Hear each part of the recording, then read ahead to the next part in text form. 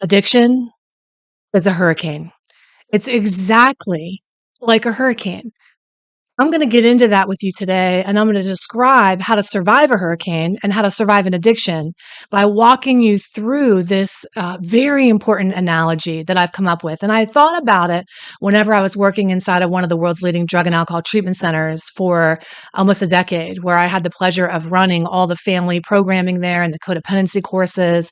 And since now I run this family program virtually, where if you're interested in joining and you want answers now, about how to help your family, you can always go over to HeidiRain.com. We talk about this and many other things in depth and give you the insight, perspective, education, inspiration, motivation that you need in order to survive this war that you're in with your loved one that can feel like a war without weapons. So today, I want you to pay very close attention to this analogy because sometimes it takes coming out of a situation and hearing about it through a different perspective so that the light bulb really goes off. And that's definitely my intention with you is I want to help those light bulbs go off by giving you a different way to think about things today.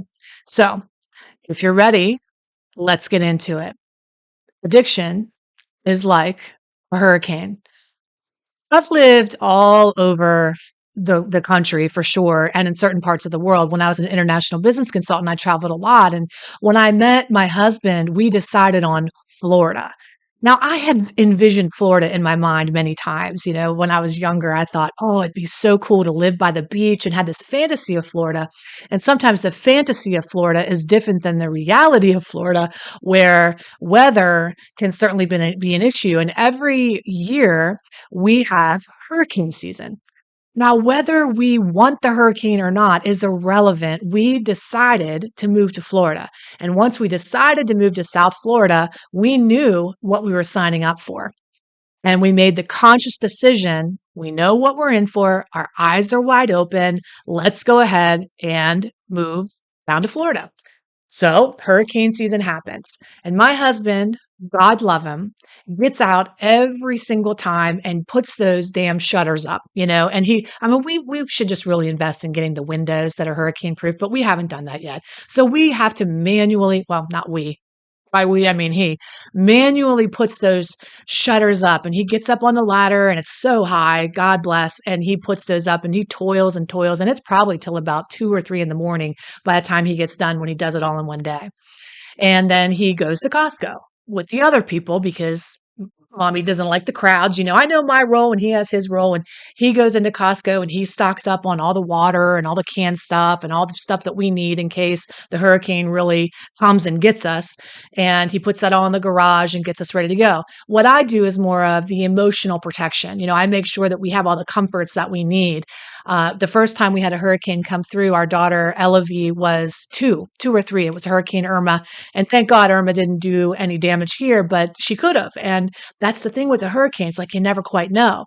So my job was to help her, the little, feel safe, emotionally and psychologically, educating her on what a hurricane is and what it does and how it comes in and making sure that she had everything she needed in order to feel emotionally safe and psychologically secure to weather this storm. And that meant getting her favorite snacks that she needed, her very own little headlamp, her favorite books beside her where she knew how to find all her things in case the power went out for days and days. These are all the things that we need to consider when the hurricane's coming in. It's not just whether the roof gets ripped off, it's do you have enough to sustain you? What if the power goes out? What if there are floods? You have to consider all the factors when you live in hurricane season. So we do just that and we prepare.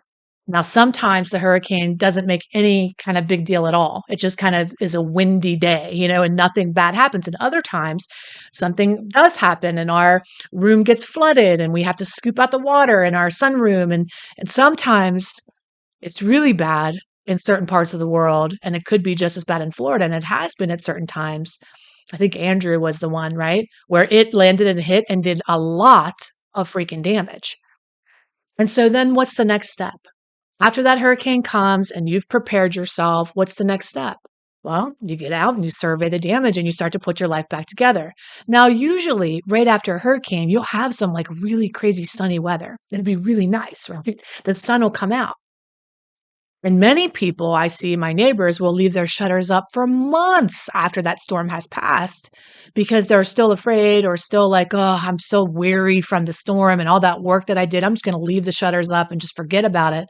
And they miss all that sunshine and they miss all that beautiful weather because they're awaiting the next storm, or they're so petered out from all the work they did that they just kind of, don't do anything at all. And so how is this relative to you? How is addiction like a hurricane in your life? Let's back up to the beginning of the story, and we're going to go through step by step how this applies to you in your life. Now, I guarantee that no matter how bad the storm is, if you are prepared psychologically, emotionally, physically, financially for any storm, you can weather any storm so long as you're prepared in all those ways. The eye of the hurricane is calm, right? And then, but what happens? It affects everything, right? It spans out, and your loved one is like that too. They might feel like they're fine and they're okay. They're in the eye of the storm and they're like, "What? No big deal." And around them, all this chaos is happening. All this destruction is happening. And that's the first thing we really want to get clear is that when it comes to addiction, every single human being in the vicinity and outside of the vicinity sometimes are impacted by this person's actions. And so it's all of our responsibility to know how to handle this. A lot of families say, well, Heidi, they're the ones that are broken. They're the ones that need the help. I don't need the help. They need the help.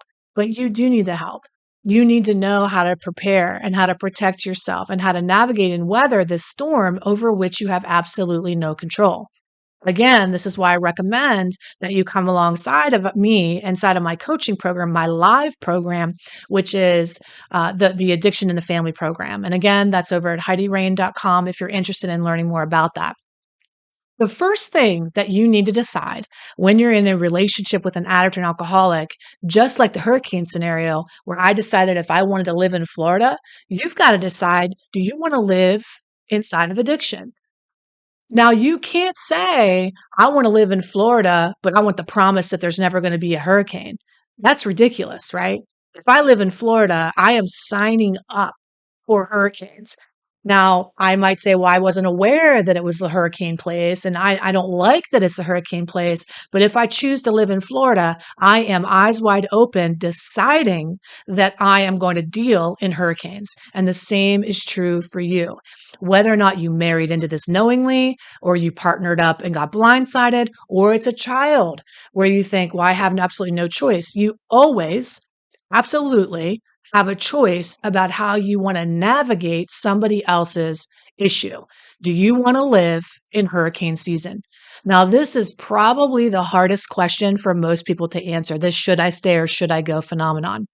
And it will really leave you confused, full of anxiety, back and forth. You're scratching your head every night. What the hell am I going to do? And I want to tell you that's exactly what we do inside of our program is help you get that clarity and discernment that you need to know, is this a relationship even worth saving? Do you love Florida enough? Is Florida your place? Is this person your person? Outside of addiction, is this person your person? And these are all the questions we get to answer. Now, let's say you decide, yes, Heidi, I like Florida. I love this person, and I know I'm in hurricane season. I know I'm inside of another person's addiction. Teach me how to weather it. Great. Then we get to come alongside of each other and we get to learn about how to set up your psychological, emotional, financial, spiritual boundaries around this person. It's not just a boundary, isn't an ultimatum. An ultimatum is like, if you don't quit drinking, I'm going to get out of here, knowing damn well you're not going anywhere. If the hurricanes don't stop in Florida, I'm leaving Florida, but you never leave Florida. You have to really decide first. The key to setting a boundary, I've said in my other videos and other teachings that I've done, is the first meeting that you need to have is to come to Jesus with yourself. You've got to decide what it is that you're available for and unavailable for, what you're willing to tolerate and what you need to terminate. Those are the decisions that you need to make before you even get into how do you set a boundary. But once you know those things, then we can work to set those boundaries. What are the psychological mind frames that you need to be in order to handle this addiction so that you don't get sucked in? What are the emotional boundaries that you need to set in place? How do you detach and still stay in love? How do you detach from somebody's behavior but still maintain a loving relationship? These are all questions that we need to answer in order for you to have the healthy, happy relationship that you really want. The financial boundaries, especially if you have somebody that has addictions that are draining the bank account, where maybe you're the one responsible and making all the money and they're spending it all. How do you get a handle on those types of things? These are all very important questions that you need to answer if you're going to survive another person's addiction. Just like I need to know what supplies I need when the hurricane is coming. I need to know how to prepare, like I prepared my daughter emotionally for the hurricane. You've got to prepare your children for the hurricane they're in. You might think, well, I'm just the wife or the husband and it's just me who knows. That's a lie. They know. Your kids know what's going on. They are well aware. I can't tell you how many times, with the hundreds of families I've worked with and the thousands of addicts and alcoholics inside the treatment center, where a young one will come to the family program and the parents will allow that person to come in, and the child will be 10 years old, and we'll say, well, what do you think's going on here? And they'll say, well, my dad's an addict, he overdosed, I don't know why my mom stays. I mean, the information that these kids have about the truth of what's really going on sometimes is more of an enlightened perspective than you actually have, because they're not blind. They see things and they know what's going on. And so if you're not in a position where you know how to emotionally protect them and prepare them for what's happening, then you're giving them childhood that they're going to have to later heal from. I mean, that's what happens, right? Our goal here at Heidi Rain and the coaching and the programs that we have is to give our kids childhoods that they don't need to heal from, and to give them the tools that they need in order to survive. And yes, you can. You can work with a young child's mind to educate them on what's really going on, because when they are not educated, they're thinking that addiction is about them. They're making it mean that they're not good enough, or dad doesn't love us enough, or mom doesn't care about the family enough. And I'll tell you what, hon, even on your bad days, you might have said that once or twice. When you lose your perspective and your center, you might have even said that kind of stuff. And I know sure as hell you've at least thought it once or twice. And this is why you need that education, because without it, you are internalizing and personalizing everything the addict and alcoholic does to your own detriment. Your self-esteem starts to erode.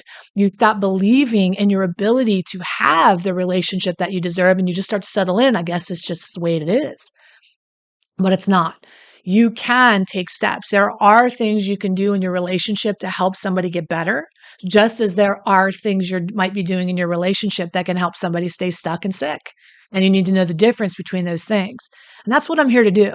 It really is my mission in my life's work, is to help break these generational cycles of dysfunction for good. I grew up with an alcoholic. And I didn't have any support. I didn't have anybody to educate me and tell me what was happening. And I internalized a lot of that behavior and made it about me. I tried to get my dad to quit drinking 1,000,001 times. I dumped bottles down the drain. I followed him around. I cried at night. I did all the things. And I didn't know what to do to get him help. It wasn't until I actually started pursuing my own recovery and information that eventually I was able to help my dad get into treatment. And he came to the treatment center where I was a teacher. Now, that's a story for another time. But what I'm going to tell you is, even in the most hopeless cases, sometimes there is a way to help motivate somebody to seek the help they need, but you have to know how to do that. And a lot of the ways that we're doing are outdated ideas that don't work anymore. We're going off of advice that's not helpful. We even know it when we hear it. We're like, I'm not going to do that. That doesn't work. So you've been searching for a long time, haven't you, for information that'll really help you and your family. So if I'm saying things to you that are ringing a bell and that are helping you, please don't stop here. Please consider going all the way and spending 3 months with me in a private container where I can come alongside of you and help you implement this in your own life. Don't delay. Act now so that you're able to intervene and make the changes in your family that you need in order to be healthy and happy and whole. So once you learn how to set those boundaries, the next step is probably one of the hardest things for families to do, is after the addict or alcoholic starts to seek treatment and get into recovery, things actually sometimes can be a little harder. We don't know how to stop waiting for that other shoe to drop. We don't know how to stop bringing up the past, or when can I bring up the past, or what do I do with my anger, Heidi? What do I do with all the resentment and hurt that I feel? What do I do with all the pain? They're better. They go into treatment. They're wagging their tail. Ha, I'm all better now, but you're not. Or sometimes they come home, they go into treatment, they think they're better, but they're worse emotionally. You're fighting more than ever. And they're on some kind of pink cloud, just thinking it's like the magic has, been restored in the relationship. And you still are keeping an arm's distance because you don't know how this is going to shake out. Or the other side of the spectrum, you think they are getting fixed in treatment and you're so excited, and they go away to treatment and you're like, yes, finally, I'm going to have the husband or wife I always wanted. And they relapse 24 hours out and you're like, what the fuck? That didn't work. Why didn't that work? And you're scratching your head. There are reasons that things don't work, and there are things that we can do to make sure things work. You need to know what those things are. You've got to know what those things are, or you're not going to be able to be as supportive as you want to be. The other piece is when the sun is shining after the hurricane, you've got to learn how to step into the sunshine. You've got to learn how to enjoy your time. I remember when my dad was in treatment and I was the teacher, and it was so crazy. He would come to my classes that I was teaching at the treatment center, and I was teaching all the codependency stuff and a lot of adult children of alcoholics classes. And I would have my dad in the class. And, I could have, and believe me, I did at first, worry constantly. What's going to happen when my dad gets out of treatment? What's going to happen when he gets out? Is he going to stay sober? Where's he going to go? On and on and on, right? How long is this going to last? Will it last? But I made a decision when my dad was in treatment that I was going to live in the present moment. And I'm going to tell you something. I soaked up every day of those 90 days that he was there. I greeted him every single morning. I gave him a big old hug. I popped my head in and out of group. At the end of the day, I'd say goodbye and we'd talk and hug. And, I savored my sober time with my dad because as a child, that's all I ever really wanted. But how about you? Your loved one gets sober and you're so full of angst and anxiety about when the other shoe's going to drop that you can't enjoy the sunshine when it's here. And that's not your fault. Of course you feel that way. What the hell? You don't know how long it's going to last or what's going to happen. I mean, or you think, well, I'll be happy, Heidi, and then I'll get blindsided. So it's better to stay skeptical than optimistic. These are all the things we tell ourselves. And I get it. That's why I've created this program, because after hundreds of families saying the same thing and telling me what they needed and wanted, I made a program to make sure that I hit every single one of those problems and issues that they were bringing to my attention. You might be in Al-Anon or have some kind of support network for you, and I think that's great. I think that support groups are fantastic, but my clients need direct advice. They need strategery. That's not a word. They need strategic advice. They want to know what to do, when to do it, what to say, how to handle things. And that's the guidance, the expert level guidance that I'm able to provide to my clients. And so if you're interested in that, I just want to encourage you again to go over to HeidiRain.com and schedule a complimentary consultation so you can learn more about how I can serve you and help your family restore the peace and sanity that you so desperately look for and long for in your life. So I think that that's it. I think that we've covered every step. You've got to know if you want to live in hurricane season. If you want to deal with addicts and alcoholics, you've got to know how to prepare yourself emotionally, financially, physically, psychologically, all the ways. Then you've got to know how to let it go and move into the sunshine when that phase of recovery starts, and how to deal with the past and communicate in a brand new way. And then lastly, you've got to do the most important thing. Do the most important thing. This is something I didn't mention yet. When we step into the sunshine and we learn how to not be so scared, right, that they're going to relapse, the truth is you still live in hurricane season, and odds are another hurricane will come. And this is the thing that most people miss. It's like, whoo, thank God that's over, right? Oh, they went to treatment. Now I can. But the truth is hurricane season is hurricane season, and addiction is addiction.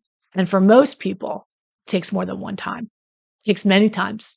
I'll be in a family program and I'll have my Zoom and everybody's up, and we do this as a group container so that we know we're not alone. And you can also have private if you want to, but we do a group as well. And I'll say, who is their first time, dealing with something like this, and hands will go up, and second time, some hands, third time, some hands. And sometimes I get all the way to many, many times, and people are still raising their hand. And so you have to decide, is this hurricane season somewhere you want to live? And if it is, then I can help you. Now, if it's not, and you say, Heidi, this is not where I want to live, then odds are you have some shrapnel from the relationship you've been in. And that's another program that we have called Toxic Relationship Recovery, where you learn how to heal the wounds that were caused in this addicted relationship. Anyway, everything is over at HeidiRain.com. I love you so much. I hope that you found this helpful. And you can confirm that for me by leaving a comment. They are so valuable. They're like gold. And I appreciate each and every one of you and everything you bring to this community. I'll talk to you soon.